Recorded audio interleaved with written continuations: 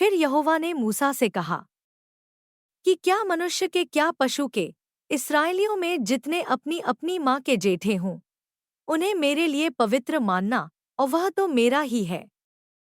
फिर मूसा ने लोगों से कहा, इस दिन को स्मरण रखो, जिसमें तुम लोग दासत्व के घर अर्थात मिस्र से निकल आए हो। यहोवा तो तुमको वहां से अपने हाथ के बल से निकाल लाया। इसमें खमीरी रोटी न खाई जाए। आबीब के महीने में आज के दिन तुम निकले हो। इसलिए जब यहोवा तुमको कनानी, हित्ती, एमोरी, हिब्बी और यबूसी लोगों के देश में पहुंचाएगा, जिसे देने की उसने तुम्हारे पुरखाओं से शपथ खाई थी, और जिसमें दूध और मधु की धारा बहती है, तब तुम इसी महीने में पर्व करना। 7 दिन तक अख़मीरी रोटी खाया करना, और 7वें दिन यहोवा के लिए पर्व मानना। इन 7 दिनों में अख़मीरी रोटी खाई जाए, वरन तुम्हारे देश भर में न खमीरी रोटी, न खमीर तुम्हारे पास देखने में आए। और उस दिन तुम अपने अपने पुत्रों को यह कह के समझा देना कि यह तो हम उसी काम के कारण करते हैं, जो यहोवा ने हमारे मिस्र से निकल आने के समय हमारे लिए किया था।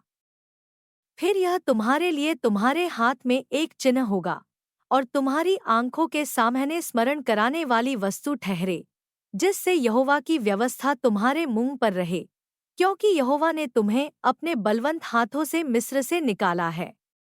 इस कारण तुम इस विधि को प्रतिवर्ष नियत समय पर माना करना। फिर जब यहोवा उस शपथ के अनुसार, जो उसने तुम्हारे पुरखाओं से और तुम से भी खाई है, तुम्हें कनानियों के देश में पहुंचाकर उसको तुम्हें दे देगा, तब तुम में से जितने अपनी अपनी माँ के जेठे हों उनको, और तुम्हारे पशुओं में जो ऐसे हों उनको भी यहोवा के लिए अर्पण करना। सब नर बच्चे तो यहोवा के हैं। और गदही के हर एक पहिलौठे की संति मेमना देकर उसको छुड़ा लेना, और यदि तुम उसे छुड़ाना न चाहो तो उसका गला तोड़ देना।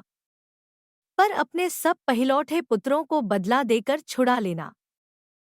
और आगे के दिनों में जब तुम्हारे पुत्र तुमसे पूछें कि यह क्या है, तो उनसे कहना कि यहोवा हम लोगों को दासत्व के घर से अर्थात मिस्र देश से अपने हाथों के बल से निकाल लाया है।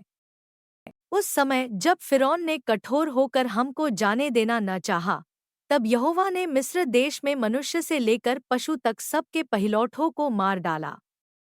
इसी कारण पशुओं में से तो जितने अपनी अपनी माँ के पहिलौठे नर हैं, उन्हें हम यहोवा के लिए बलि करते हैं, पर अपने सब जेठे पुत्रों को हम बदला देकर छुड़ा लेते हैं। और यह तुम्हारे हाथों पर एक चिन्ह सा और तुम्हारी भौहों के बीच टीका सा ठहरे, क्योंकि यहोवा हम लोगों को मिस्र से अपने हाथों के बल से निकाल लाया है।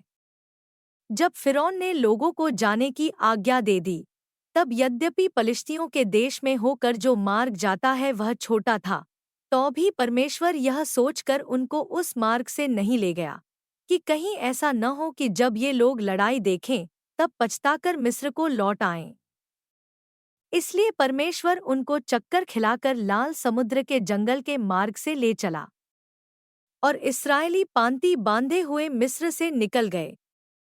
और मूसा यूसुफ की हड्डियों को साथ लेता गया, क्योंकि यूसुफ ने इस्राएलियों से यह कहके कि परमेश्वर निश्चय तुम्हारी सुधि लेगा, उनको इस विषय की दृढ़ शपथ खिलाई थी कि वे उसकी हड्डियों को अपने साथ यहाँ से ले जाएंगे।